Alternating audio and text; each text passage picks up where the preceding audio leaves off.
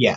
But another way of looking at this whole area of transcendental techniques and how we can use these techniques to access the unconscious and facilitate healing and integration of experience to experience of oneness,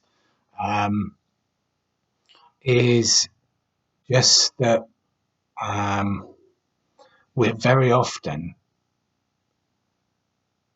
the active mind, the thoughts or perceptual mind, and the link to feelings can be, if they get overworked, it can, and this is a very common experience, just lead to burnout. And it can just lead to the feeling that we identify so much with those thoughts and feelings, we think we are those things.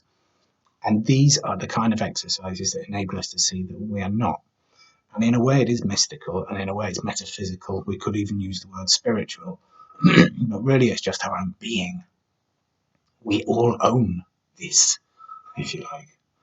We don't really own it; it just is, and we are that isness. And bringing this experience of isness into working with ourselves and others can be life changing, and is life changing, because there is nothing greater than that joy of being. It's free, you know. We get so wrapped up in things that we actually start to think that the joy of life is in this kind of becoming stage of getting this and getting that, and it isn't. Can be a joyful part of it sometimes, but it's really powerful and most likely very necessary for us to have these ways of accessing these levels of ourselves that are where healing happens and which are joyful experiences. So, yeah, in terms of equanimity, in terms of that exercise that we just looked at, as said, the practice of just awareness, of just lighting up your awareness, you realize it's not the body, it's beyond the body. If we were going to talk about a physiognomy of being human, we would have to say that we have being, we have senses, we have thought, feeling, conglomerates of those which we call emotion, and these lead on to behaviors.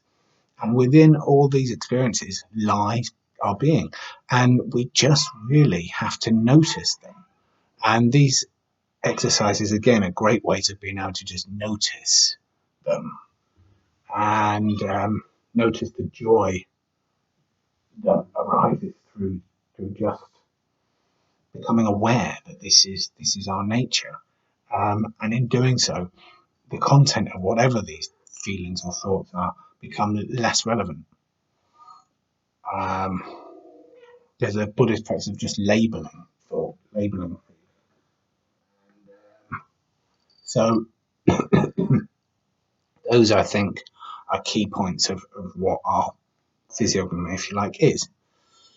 So again, the powerful points of those that exercise is awareness in the present moment, and then opening up, fostering, developing, cultivating a sense of openness to experience. We will automatically notice when we do this, this mechanism, propensity we have to slightly suppress or push away experience. It's a very common experience.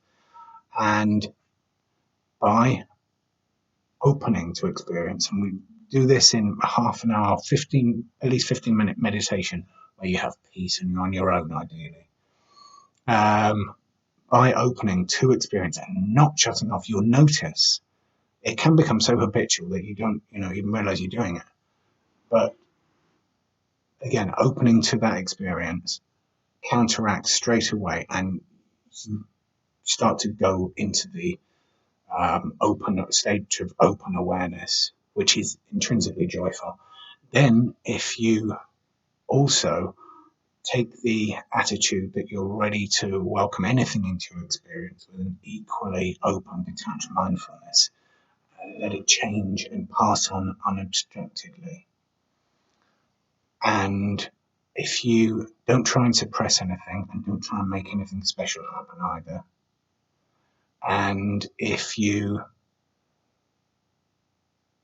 allow all thoughts, feelings, and emotions to come and go as freely as they like, including the ones you dread, find painful, or tedious, then you even more will go beyond the mechanism of suppressing, because just by calling that to yourself like a mantra, it will start to happen. So you will become in sync, you'll become integrated. So allow all thoughts, feelings, and emotions to come and go as freely as they like, including the ones you dread, find painful, or tedious. And on repetition of that phrase, very much like a mantra, you will experience release. You'll be amazed. You just start repeating it gently, and your subconscious will start just to go with that command, and it will start to allow you access to that which you dread. And you might think, oh, well, I don't want to see that which I dread. But it's the key to joyful experience. Allow it. Whatever your worst fear is, allow that to come out.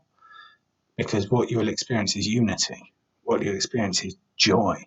Because you will see that all that was happening was an egoic protection, a mechanism designed to protect yourself. And that is the range of benefits from techniques like this. Remember, this one was from the Zen tradition, just sitting meditation.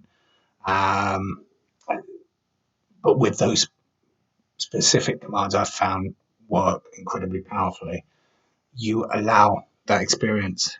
You transcend your usual experience, and so we're talking about the transcendental realm and transcendent reality, how we can access it and how we can use that in coaching potentially. So I'd love to hear your thoughts on that. I've just gone into that a little bit. In a way, you could go into it much more. Please contact me if you got a sense of, okay, there's something I can see there that could be beneficial in terms of working with myself or with others.